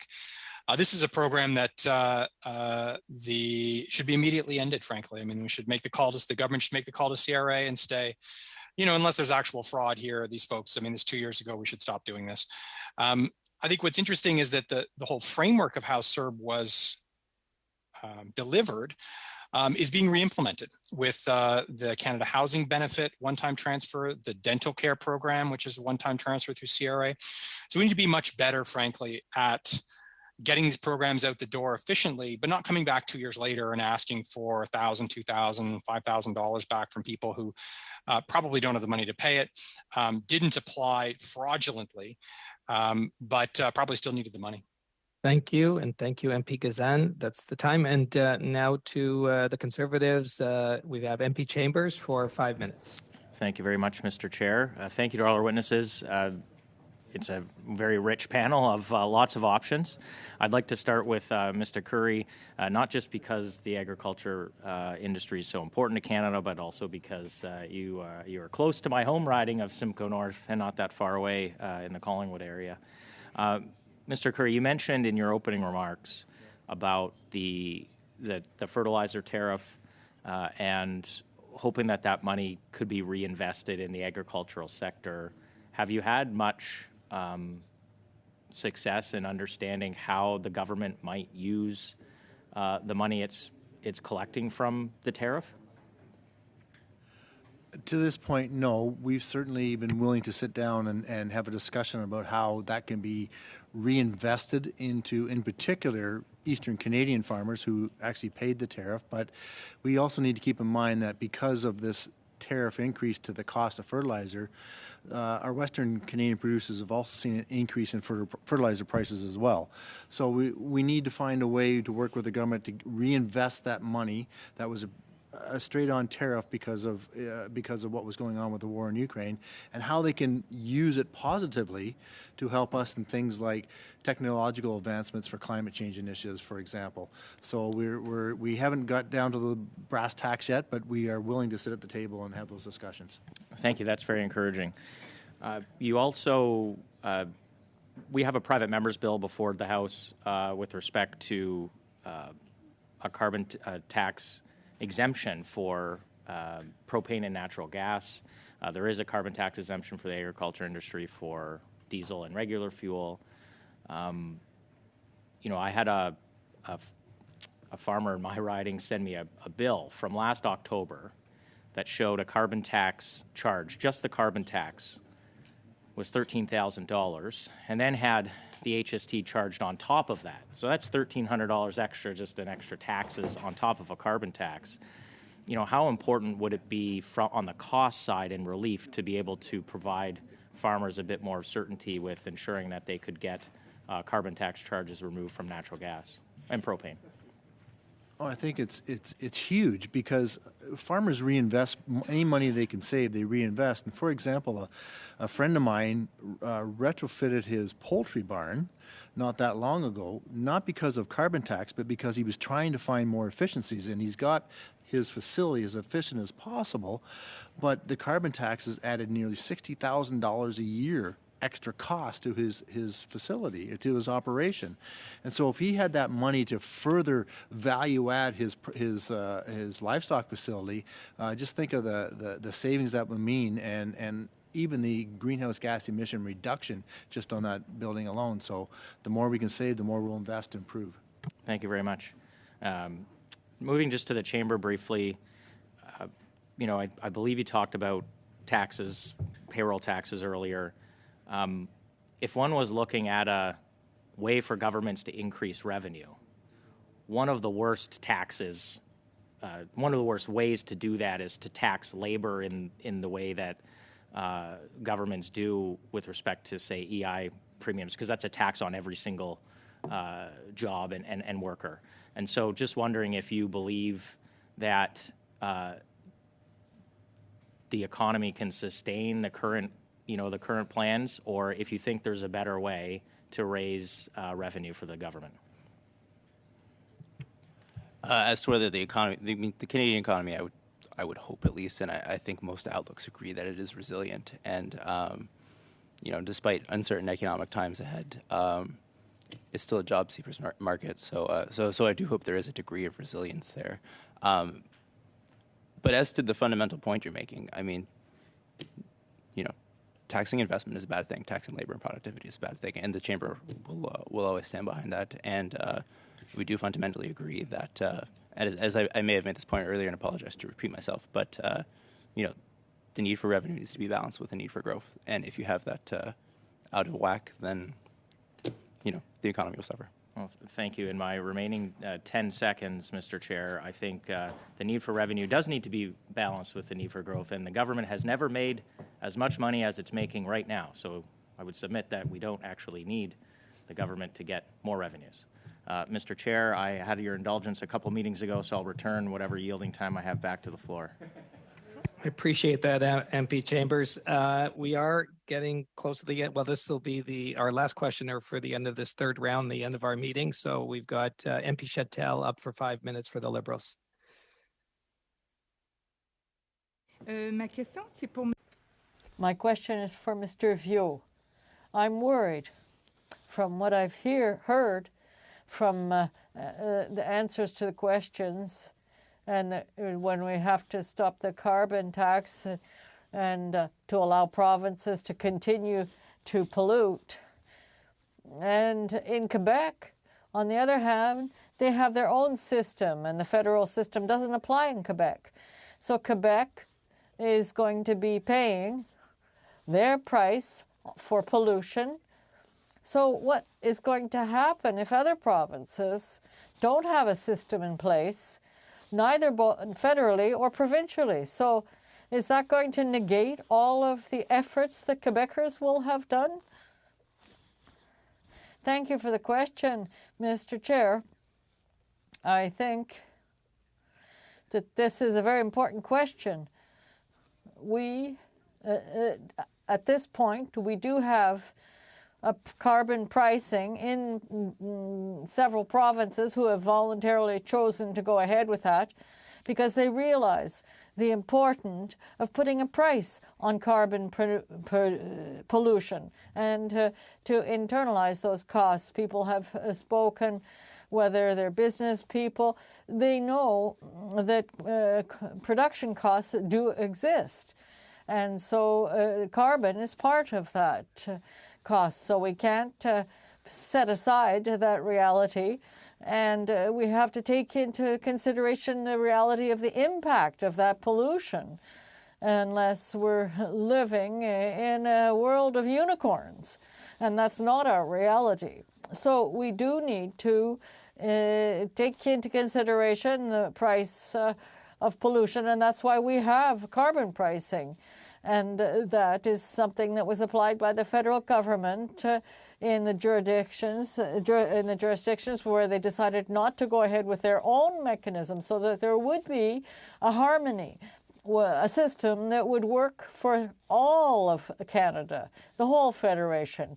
If we take away those mechanisms, the Supreme Court approved the government in their work, and so otherwise there would be provinces that would be at a disadvantage with respect to other provinces. Those who are doing a good choice with a price on carbon, there are others who have make a bad choice, and to let polluters to go ahead and pollute without paying. But this is not a good way to function, and it's not a way to work internationally either. More and more, we're talking about pricing for carbon at the border. So countries that don't have any carbon pricing, they will have to pay.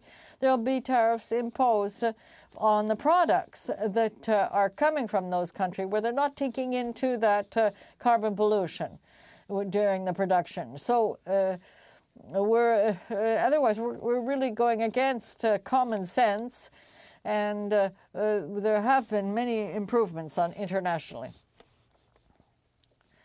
A question. There's a concern with respect to carbon pricing.